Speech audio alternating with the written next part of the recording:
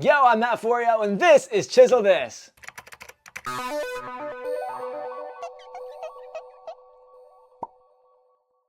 This cipher was legend. Wait for it. Man, it feels so good to be back. Welcome to another episode of Chisel This, reaction slash analysis slash whatever you want to call it. Me talking about rap, Pokemon, anything. But today we're talking about the Pokemon Legendary Cipher Part 2. Okay. In this episode, we are going to be talking about Pokemon, but really this is an exercise in rap and writing, and I hope you'll stick around for that part of it, because I feel like there's a lot to learn by breaking down the ways that I write a rap cipher, and also looking at how other people write differently and also effectively at the same time.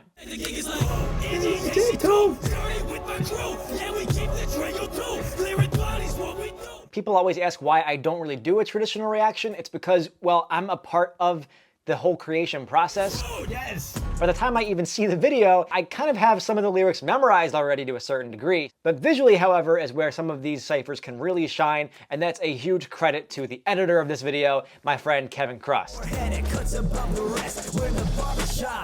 Yes. Kevin does an immaculate job of making the visuals match the lyrics, not only in their context, but also in their timing and their rhythm. He does it so well, and he always seems to find the right clip for the right lyric. If you've heard of the wing mirages, then you've heard that we're dangerous.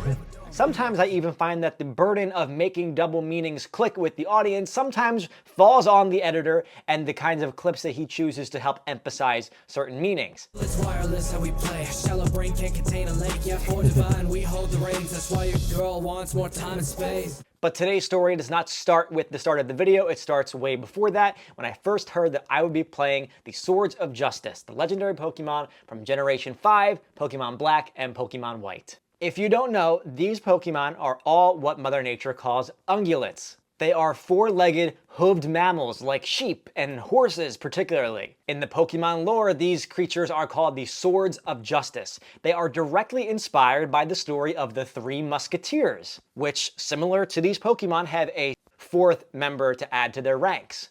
Given the fact that these Pokemon are based on the Three Musketeers, I had to do a little bit of light reading to really get into the character. And to make sure that I was in the proper headspace to represent these characters, Cam and I decided to take a little trip to the most magical place on Earth to learn more about these titular characters in the Three Musketeers.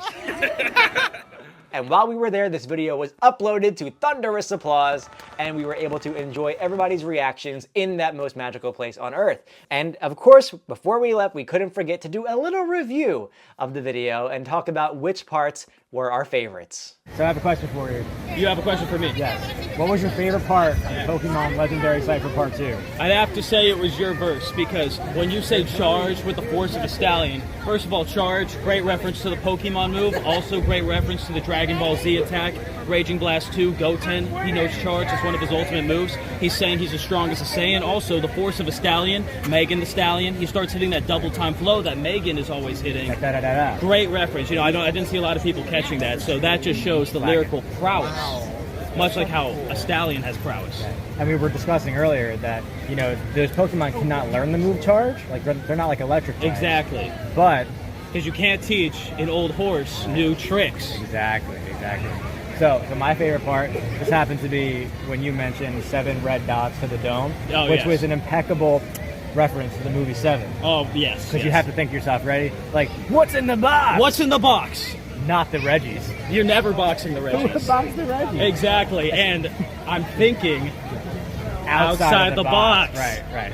See, you guys don't want to catch this stuff when you I didn't see that in the comments, guys. Come on, do better.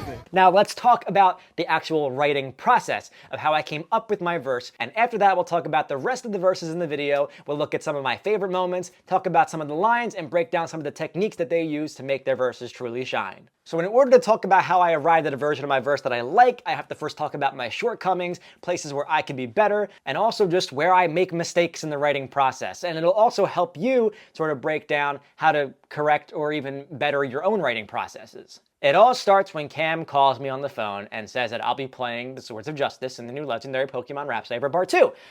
All of a sudden, just a flush of inspiration comes over me. I get so excited, and within the next day or so, I have most of my lines written already before I even get the instrumental. And that is a huge no. Do not do that if you are trying to write your own verses. I promise. You really want to make sure that you're writing with the instrumental, because these two things communicate with each other.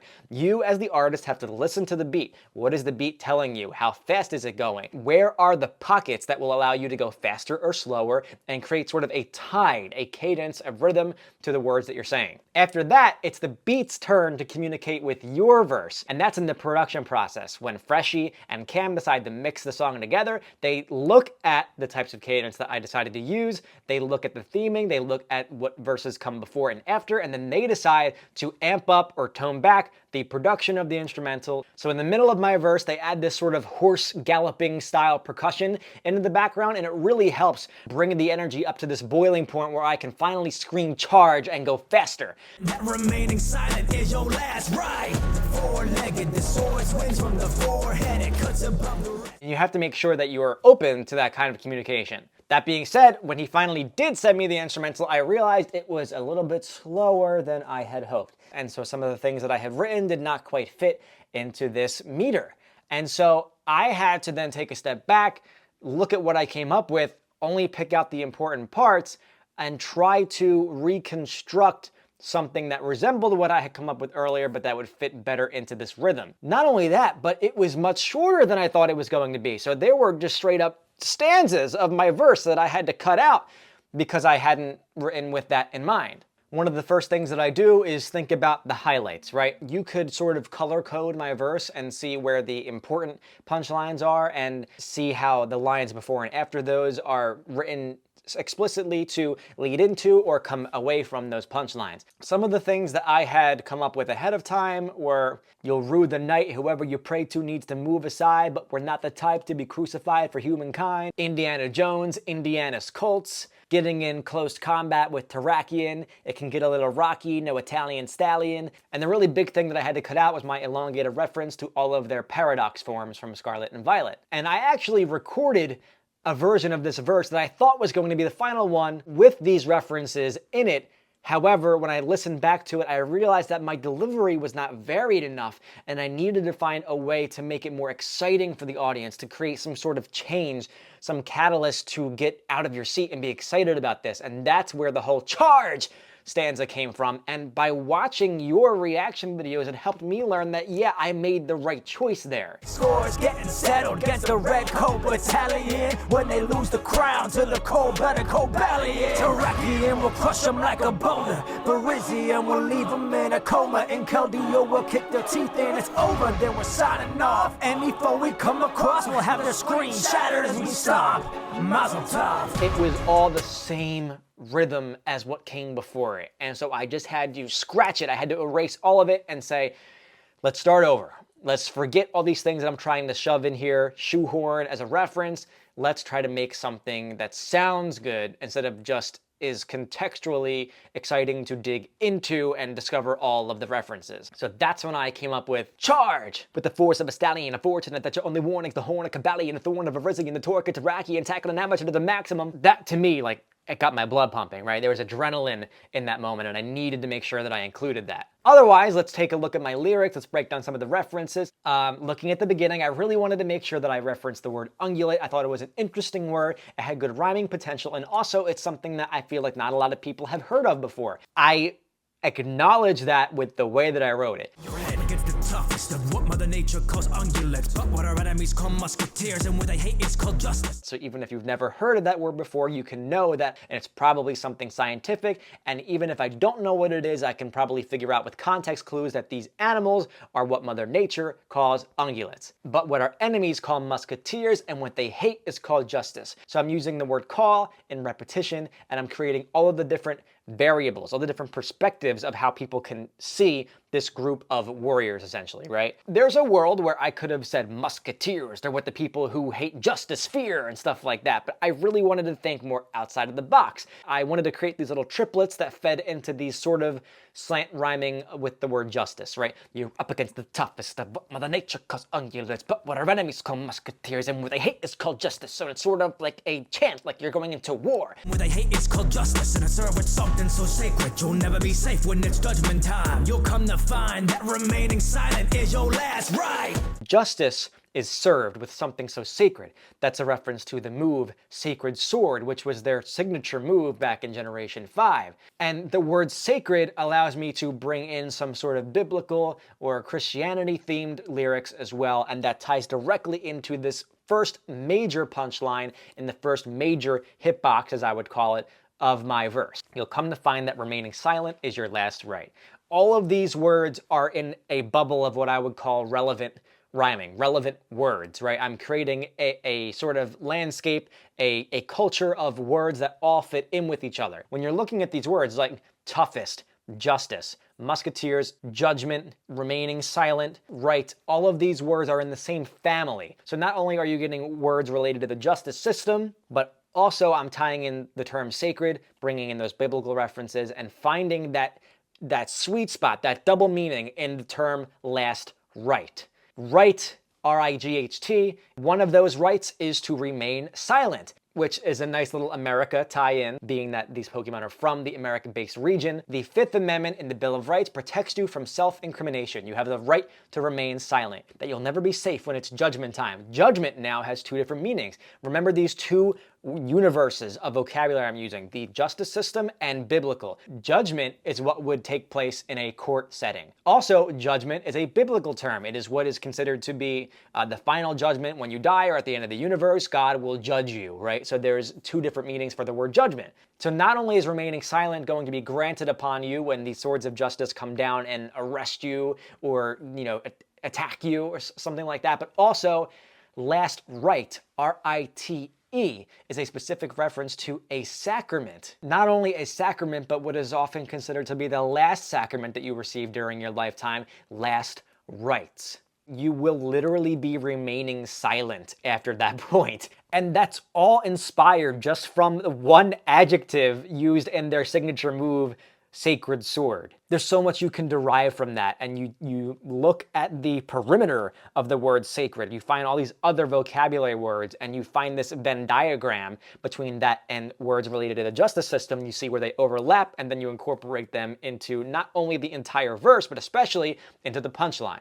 Four-legged, the sword swings from the forehead, it cuts above the rest with a barbershop quartet. Being that there are four members of this group and they all have four legs, I'm saying that this group itself is four-legged. Each character, each Pokemon is its own leg in this unit that's going to be attacking you. Isn't it funny how they're based on sword-swinging musketeers and all of their moves are based on swords, but they don't actually have arms to use swords. Instead, their swords are at the top of their head. And so I thought that there was a clever visual there, and I knew that I could relate that somehow. Cutting head quartet, barbershop quartet. There was something there, and it took me a while to workshop, but I finally figured it out. The sword swings from the forehead, and because it swings higher than where hand-wielding sword swingers typically do, it is a cut above the rest.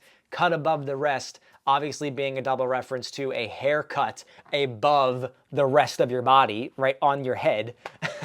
And they are the barbershop quartet, which is typically a quartet of singers who harmonize with each other, and these four Pokemon characters not only sing, but rap and attack in perfect harmony. Knocking at your door, stepping, not a Trojan horse in this resolute form. It's no secret that you'll forfeit. So not only am I keeping the four wordplay, because get it, Mat4yo, but I'm incorporating more imagery, right? What I love to do is create imagery. So think about it this way. Think about the Pokemon, these four characters inside of a Trojan horse. The Trojan horse, of course, is what was used in Greek mythology by the Greeks to sneak into the city of Troy and win the war. They used a Trojan horse to secretly gain entry into a place where they were trying to attack. So what I'm saying here is that, yes, we are horses and we are knocking on your doorstep, but not like a Trojan horse, because when we attack, it's no secret. is not only because they're strong enough to take them down without having to hide, but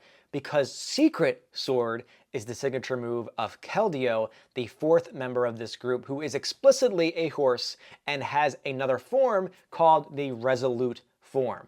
And now we get that charge! With the force of a stallion and fortune, I bet you only warnings, the horn of Cavalli and the thorn of a Regi and the torque and the Rocky attack with an amateur to the maximum.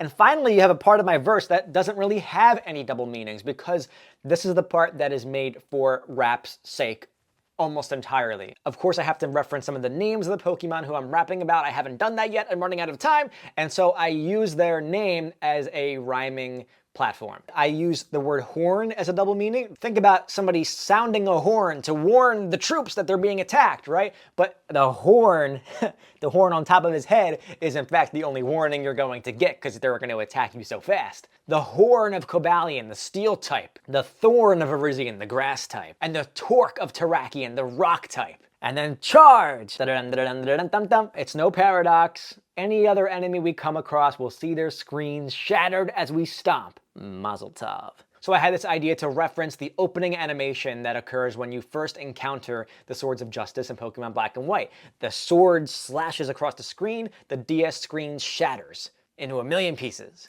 And so I wanted that to be visually represented, even if it wasn't in the video, at least in your mind, right? It's shattered as we stomp. Mazel tov. Hitting licks, man, I might be a tank. In the Jewish faith, when you stomp on a glass object in celebration, you typically yell, Mazel Tov! So in this case, not only are we going to stomp on your DS screen, but we're going to be excited while we do it, and we're going to say Mazel Tov.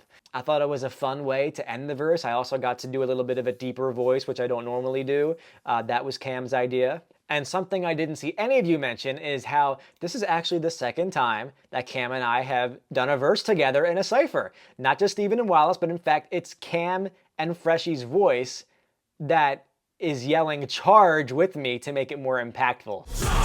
Cool, well that was my verse. I hope you really liked it, but I wasn't the only verse, of course, in this rap, and that's sort of what you have to keep in mind when you're doing this kind of thing. You can't really be so different from the rest of the verses. You can't do so much of your own thing, because then it's not going to gel well as a full song. You have to remember that you're part of a whole. That whole has to come from something, and it has to lead somewhere afterwards, and that is your role. And so let's rewind back to the beginning. Let's check out some of the other verses, what I liked most about them, and let's pick out some of the cool examples of wordplay that they used. I'm not going to mention all of them. We just don't have the time for it today, and you can also dig into it a little bit yourself. There's a Rap Genius page if you want to look at that. Nevertheless, let's start off with Shwabadi.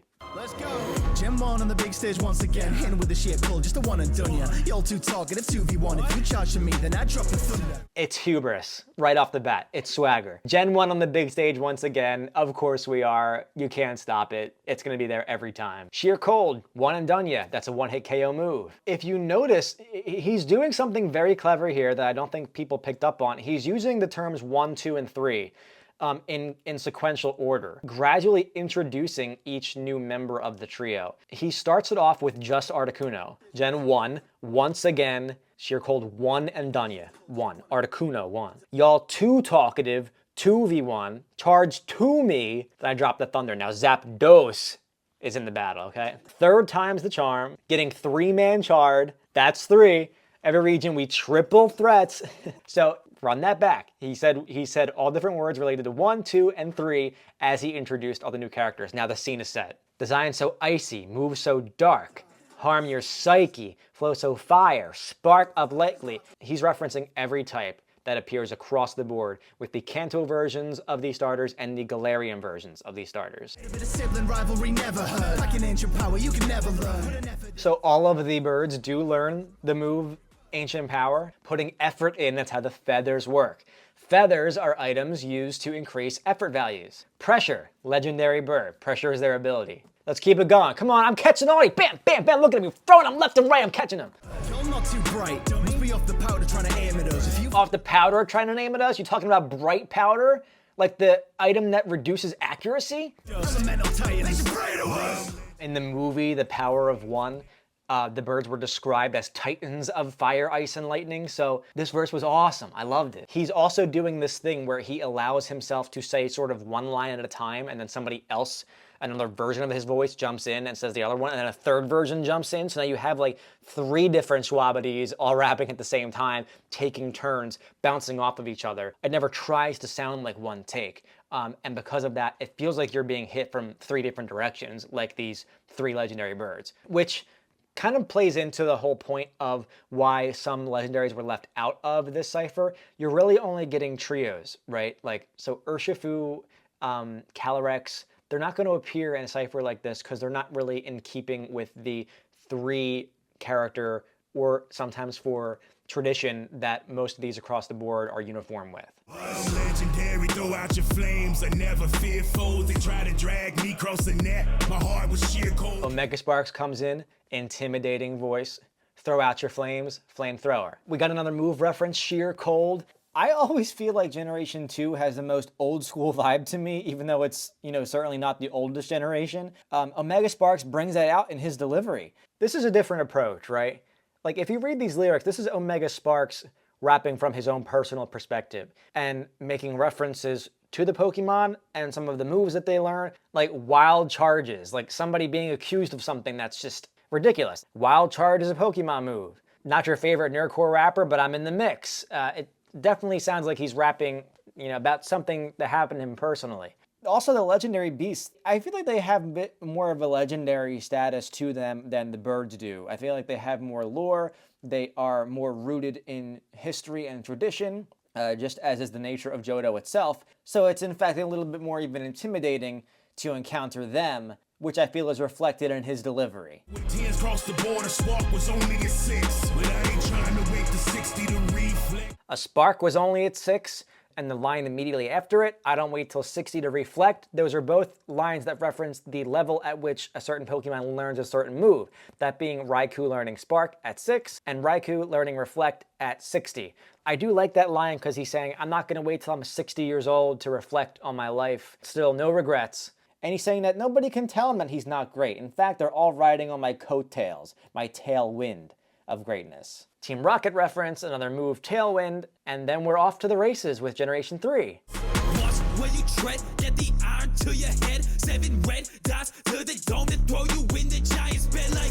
I love this verse. This might be one of my favorite verses from Cam. There is an imminent sense of danger, I feel, with the Regi trio that is not duplicated among the other legendaries in Pokemon. Just listen to them. They sound terrifying. They look scary. They don't have like literal eyes with pupils, so you can't really tell what it is that they're feeling, but you know that they're always imminently putting you in danger. Perfect way to capture that with the way that he delivers his lines. Iron to your head, Iron Head, Pokemon move. 7 red dots to the dome, 7 eyes. Each Regi has 7 eyes. Throw you in the Giant's Bed. Giant's Bed is a location in the Galar region.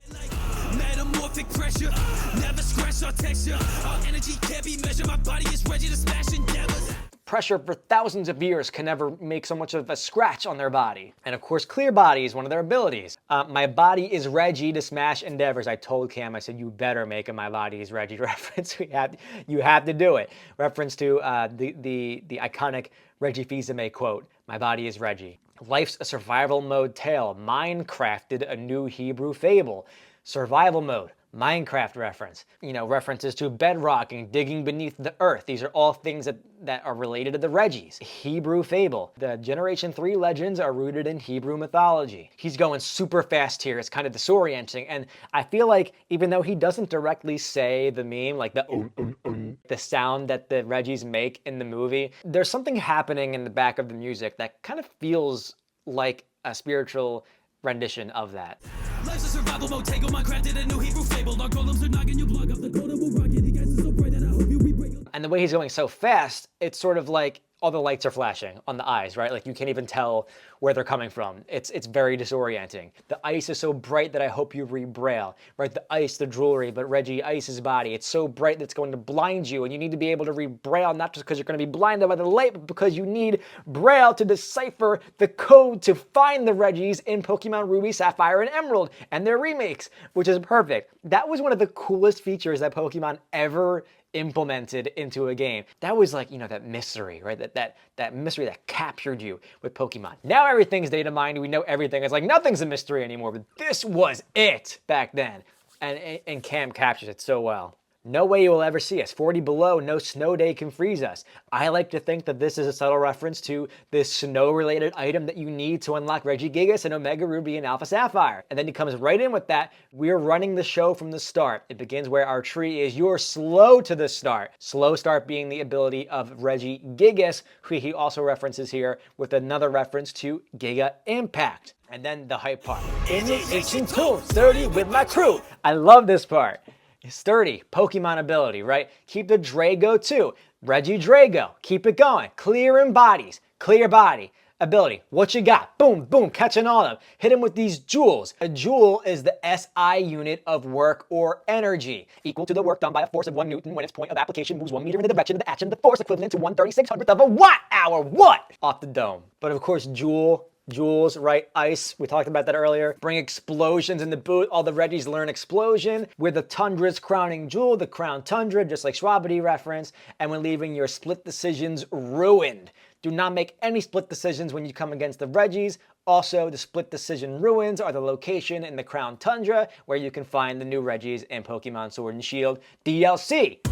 You can dip your toe in to see you're far from our peak. Yeah. We're the try guys, but put our action on replay. There's no cheat. Okay, Kevin Crust might be the standout verse in this whole cipher. I mean, bro, first of all, he sounds so smooth. Cool wordplay, big moments. Here we go. Dip your toe in the lake. You're far from our peak. Paints the image of Mount Coronet right off the back. Huge icon in the Sinnoh region. All right, we're the try guys, because there's 3 of them, but put our action on replay. There's no cheat. Of course, not only a reference to action replay and the fact that you need to do an action replay in a sports moment where you need to check to make sure that that the call was in play or that nobody was cheating, but also a reference to something that happened with the YouTubers, the Try Guys. Just look it up. They are the Try Guys, but there's only one thought in their mind, right? They are the beings of emotion, willpower, and knowledge, right? There's one thing in their mind. Save your daylight and turn the time. Find a stab in between the eyes, cause we're not Roman legends, but we'll carve your third eye. This part is my bread and butter when it comes to lyrics right here, okay? Find our stab in between the eyes, because we're not Roman legends, but we'll carve your third eye. Stab, same type attack bonus, gives you more power when you use a move that's the same type as yours. But stab, what they did to Julius Caesar on the Ides of March. He says they're not Roman legends, even though Mesprit is. We're not going to talk about that.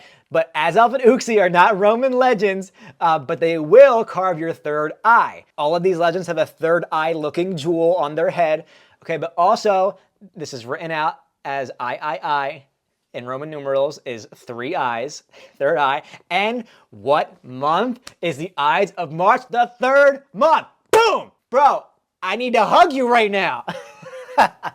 It's fundamental when the troglodytes who find it fundamental start disturbing. Awesome rhyme scheme with fundamental. I love that he used the word troglodyte, which literally means like someone who lives in a cave. This is perfect because the Lake Trio live in the cave in the middle of the lakes that they're originally from. Mystic power, that's a move that they can learn. It's wireless how we play. Now you're tickling me. You're tickling me now with the Gen 4 nostalgia and the first wireless, truly wireless Pokemon games on the DS. Your brain is shallow because you can't match up to the depth of their knowledge. But a shallow pool, a shallow lake can't contain all the water, all the flow that they're going to be providing. For Divine, we hold the reins. That's why your girl wants more time and space. Dialga, time, Palkia, space. Okay. And that's like an awesome moment, right? Like maybe that was the first thing he came up with. He planted it right in that sweet spot where the audience wants that punchline, right? But if you want a flow state, he'll turn back the distortion. Turn back cave takes you to the distortion world from Pokemon Platinum. Threaten Harmony, you'll see Lakers dunk on all in their orbit.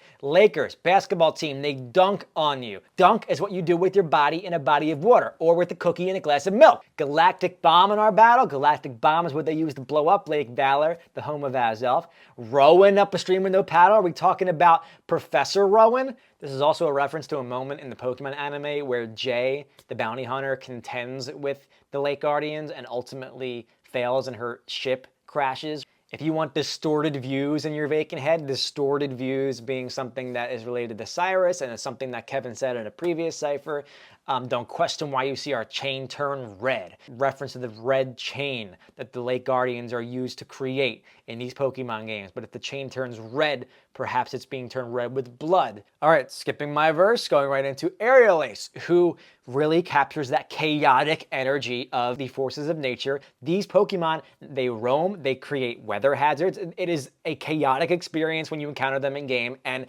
as is the case when his verse starts, he really catches you off guard. In the opening line, he says, "I might be a tank." Rap Genius tells me that this could be a reference to the competitive scene and how Thundurus could be used as a tanky Pokemon rather than a defensive Pokemon. These Pokemon, especially Landorus, absolutely dominated the metagame. That is something that is referenced a little bit later in the verse. 2012, I was running, then met her. 2012, I was running the meta game, the competitive scene, right? Make it rain, upsell, hit us hard, smoke, smooch 'em, lost bell. These characters can not only make it rain in a game, but they make it rain like money, as if they were doing an upsale or upselling products and goods. Nasty plotting, that's a move. We don't let you mourn in peace. Get to storming, we a category sheesh. I like to think that he's saying, instead of saying like category 3 storm, like category 3 hurricane or something like that, he's saying it's a category sheesh. Like you can't even count how high of the number of category that we are when we come into battle. Rock slide and they stutter like Porky Pig. Rock slide makes you flinch. You might stutter. Grab a hawk and I bolt your beak. Very impressive how you can just do a little tongue roll in the middle of the verse there. A little flex.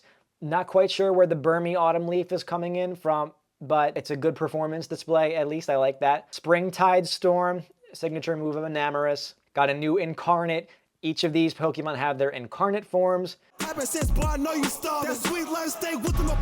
He does make a Sweet Life of Zack and Cody reference here.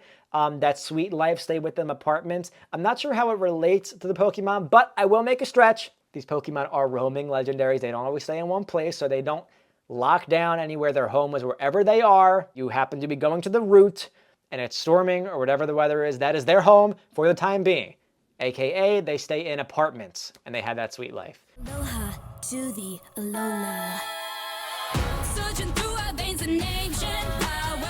All right, Chi-Chi comes in and steals the show as always. She starts off with the Aloha to the Alola that we've all come to love and know, and she does this really nice mix of singing, rapping, and power voicing, I think. Like, it's beyond singing, right? It's just an impressive showcase of vocal range, and then she really does it well. A lot of good references to the Tapus, too. I mean, there's a lot of island imagery that you can generate, but also surge, right? All of the Tapu's abilities are some type of surge. There is a psychic surge, grassy surge, misty surge, electric surge, and each of them brings up a sort of terrain, which Chi-Chi references later in the verse. Ancient power, light the torches. More island imagery. Direct reference to the region. That is what the Alola region is. Abundance of flows, nature is mad and it shows. Nature's madness is one of their signature moves. Coming for conflict, I'm toting my pole. Totem pole. In my domain, I'll ruin your hope. You find them in sort of ruins right around the region. Every terrain was built on my type. Like I said, their surge abilities generate some sort of battle terrain. Tapu's taboo. Okay, I like that. If you're a villain and pillaging light, Necrozma, then I'm feeling I'll banish you out of my village tonight. I love that. Better kneel and kiss the ring. Is that like the Z ring? Will you withdraw or stand up and answer our call? I feel like the Guardians themselves are putting out a call to the main character, saying, hey, we don't normally trust humans, but we need to test your strength because we need you. We need you to help. So will you withdraw into your shell like the Guardians can do when they close their arms and they look like a piece of a totem pole? Or will you stand up and answer the call? Chi-Chi's question, your answer. Into the unknown, what you want to learn about the mystery past? No, it's not a myth, better get a 3 ring and a pen, take notes in this history class. And Kevin Bennett with the Treasures of Ruin. Great ending to this. This is the first time that Generation 9 has been able to be introduced into a Cypher, and he represents it so well. Learn, write, myth, get a 3 ring and a pen, take notes in history class, go online, tablet. He's referencing how Generation 9 is centered around a school, and he's going to take you to school to teach you about these treasures of ruin, which are really beings that existed long ago in the past, and now it's your job to find the stakes, open up their sealed chambers, and bring them out into the present. You're also spurred on to do that in the game by one of the teachers at the school, and so this is a really appropriate reference here. Even go online with the tablet. Of course, a lot of schools are using tablets to go online and stuff like that, but tablet is part of Wo Chen's design. In fact, Kevin references all of the Treasures of Ruin's original forms in this short little stanza right here. Tablet, bead, sword, and vessel. Bead around the bush. Bead references Chi-Yu, but it's also funny because Wo Chen is sort of a bush. The ruin we're doing put a king out his land, direct reference to the king who was originally tempted with the Treasures of Ruin. That does, in a short way, references the entire backstory of these characters. Now that he's referenced all of their original forms, he's going to go one by one and reference each of the Pokemon themselves by name and say something clever about them, which is a cool way to incorporate all of them into your verse. Wo Chen never gonna give you the flowers when he taking them out. You better get a landscaper. Chen power, really getting chilly with the blades on ice, and he looking like you're playing for the Sabres. So Wo Chen never gonna give you the flowers. When he taking them out, you better get a landscaper, grass type, right? He is a walking landscape bush. Chen Pao getting chilly with the blades on the ice, and he looking like he playing for the Sabres. I love that. Chen Pao being an ice type with blades for fangs, perfect double entendre to hockey. The Buffalo Sabres are an ice hockey team. Ting Lu put a sand tomb on a crew, then hit him with the hooves. Going to be going back acres. So Ting Lu, sand tomb is a move that can learn. And acres, you know, you might find that kind of animal on a farm. And to go back acres maybe is to be put out to pasture, which is another way of saying to, you know, kill or let somebody fade off into the sunset. Chi-Yu, real hot. Gonna have to draw a line in this heat. I don't mean equator. You draw a line on a map to reference the equator. And to draw a line means to take a stand, to make a distinct separation between you and I. Raising the stakes. Pulling the stake. Was it a mistake to stake us out? 4 references the stakes. You have to find all of the stakes to bring out these 4 legendary Pokemon around the Paldea region. Very cool. You found the treasure, but woke in the courts at a peril, so now you treasure your safety. Out in Paldea, now nobody's greater. Amounts of destruction we bring to the payment. So come to the shrine with a knock and a rumble. I think you just stumbled upon ruination. So there's sort of a story being told here, right? If you raise the stake, you pull out the stake, now you found the treasure, you've awoken us, but now what? Now you can face our wrath. In Paldea, the whole point of the game is to go out and find your treasure. What is your treasure? In this case, it's your safety, because you're going to need it. Ruination, signature move, right? Also, what's going to happen to you if you try to step to the Ruinous Quartet. What a Cypher. What a way to come back to this. I mean, I love this. This was so much fun to be a part of. It was very refreshing for me to get back into the seat and do a video like this. I would love to do more if I had the time, to be honest, but it's the inspiration that really gets me to come back here and do this. Make sure you check out the other ciphers, of course, but also some of the other content that I've been featured in, including some really cool Pokemon raps featuring Armor Rouge and Ceruledge, and one about Lieutenant Surge. I also have a song saying goodbye to Ash that I created last year that still hits me in the field, so go ahead and check that out as well. Also, let us know which cipher you'd like to see next. I'm personally banking on a mythical cipher, maybe the Pokemon Trainer cipher part 2. I don't know, I think we gotta make a movement to let Cam know which one we want to do next. But for now, I'm Mat4yo, and that's all for yo today. Dairy! Ha! They can't hold a candle to the duo. Game changing. Handle the cannon, napping the ammo. Beat and blade then. You can't hold a candle. Nah, you can't hold a candle. Nah, you can't hold a candle. You can't hold a candle. Nah. Gold wrist but no Rolex. My kind is different. Closed fist will explode quick with a violent vision. No hope left, and I know this from a